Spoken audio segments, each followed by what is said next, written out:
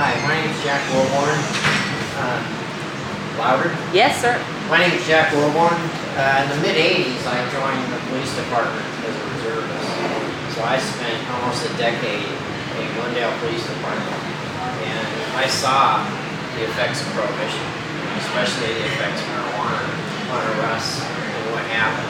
And my curiosity drove me to follow some of these, my first involvement in arrest through the court system. And a kid who just turned 18 years old ended up with a felony. And had, just a little bit of a roach under his seat. And I know he didn't smoke because I talked to his attorney. And he had no THC or any metabolites in his system. But he got a felony out of it. Got a year in prison. Did 6 months, and they said, "You were great," and they let him out for good behavior. He, at the time, was supposed to go back east to a really hot school. Of course, he lost all that. He could no longer get financing for anything. At that point, I had to quit seeing him because I was so depressed. But I saw multiple things of what this has done. And around 93, I resigned and basically retired from the police department because I got fibromyalgia. I was actually a programmer, and I had a syncopal episode, which means I passed out at work. And I was having a hard time getting enough energy to work at the police department. And so I eventually left and moved around trying to find something that was better. And I was a firearms instructor for the NRA for the police, certified firearms instructor. So I had a number of weapons, and so I couldn't really go to medical marijuana because of the federal association.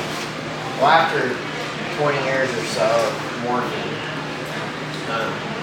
got rid of all my weapons, and now, last year, in about June of 2015, I kind of came apart in front of my old lady because I was losing my teeth because of morphine. My guts weren't working, and butthole didn't work anymore right. And the stuff going through there was various shades of density, whatever you want to call it. So, anyway, she slapped me upside the head and said, "You need to get, your marijuana card." Because I've been an advocate since the 70s. I was in high school and just out of high school when the Narcotics Bureau became a DEA, and I saw it escalate through the 70s, and both sides escalating not only in the size of themselves but their weapons. And I got in the police department. It escalated and escalated. We have as much drug abuse now, more than we did then. We have a higher percentage than we did then.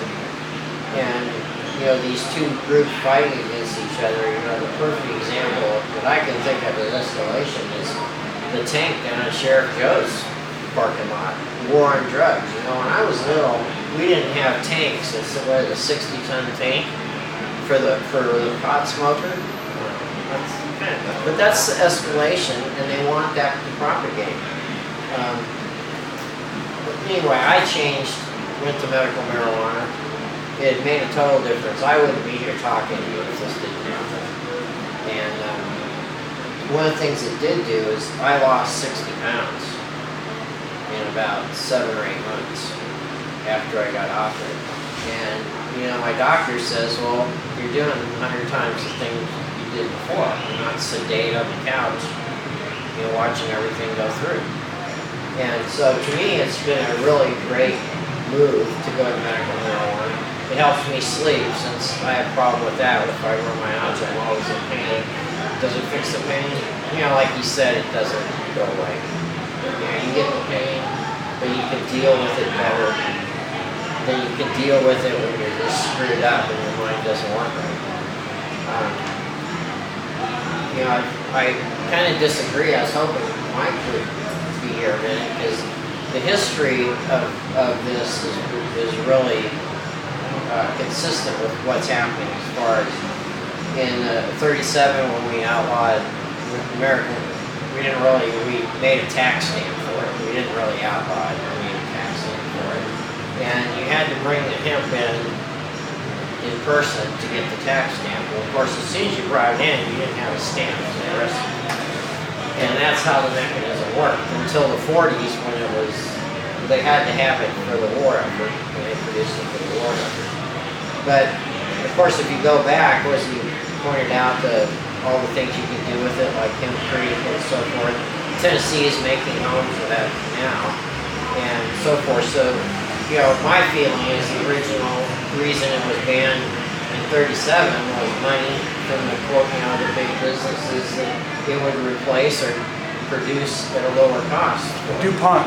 Well, them and, you know, steel, you know, Ford made bodies out of hemp that was strong, 10 times stronger than steel and didn't dent. I mean, sure, the steel industry was hip on that, you know, and you can go to paper. You know, Hearst owns thousands or millions of acres of forests that were not going to come up.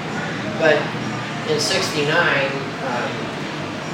Dr. Timothy Leary, I believe, filed suit against, took the marijuana tax stamp to court. It was overturned on Fifth Amendment rights because you were basically saying, yeah, I got this, and I'm going to arrest you. And then everybody's going, what's going to happen? In the 70s, of course, there's still a push for money. Nixon wants it on Schedule 1. Congress says, we don't know enough about it. So they have a Schaefer Commission. Schaefer Commission spends 18 months or so forth. They come back and say we need to deregulate it, leave it alone, it's not a problem. The next thing we know, it's on Schedule 1. So everybody's going, you know, what happened? Because of the Vietnam War. No, not just, well, that was part of it too. If you want to know what happened, just Google Nixon and Early. Yeah, Early. Thank you. Yeah, just. Might as well throw HI high collar in there. Say again? You know, I'm just a product of the times. Sorry. Yeah, we all are. Right. But anyway, so that kind of sealed the idea that racism and hippies being anti-war together, of course, caused us to be on Schedule 1. Right? I can't hear you. So tell us, how did this affect you, sir, and what are you doing about prohibition? Well, what I'm doing about prohibition is I've joined with other police officers, and we go around telling people the benefits. Because if you look at prohibition history, like Mike was saying, he's read about prohibition of alcohol. What do we have in alcohol? When we prohibited alcohol, it was prohibited to protect our children and to keep, you know, restrict use and so forth. Well, when this occurred, by the 30s, by the early 30s, actually in the mid-20s, most people were realizing that the kids were getting more alcohol, more kids were using alcohol, more people were using alcohol. And when that occurs, we get, and it becomes illegal, we get the creations of syndicates, which is organized crime, which is the same thing as a cartel. We have the drug gangs that are fighting each other. In the 30s, they had drive-by shootings, murders, bribery, everything we have today under the drug. So, in actuality, is not marijuana, it's not alcohol, it's not the drug, it's the prohibition, it's the failure mechanism. The prohibition is what doesn't work. You know, the tool we're using to control this doesn't work.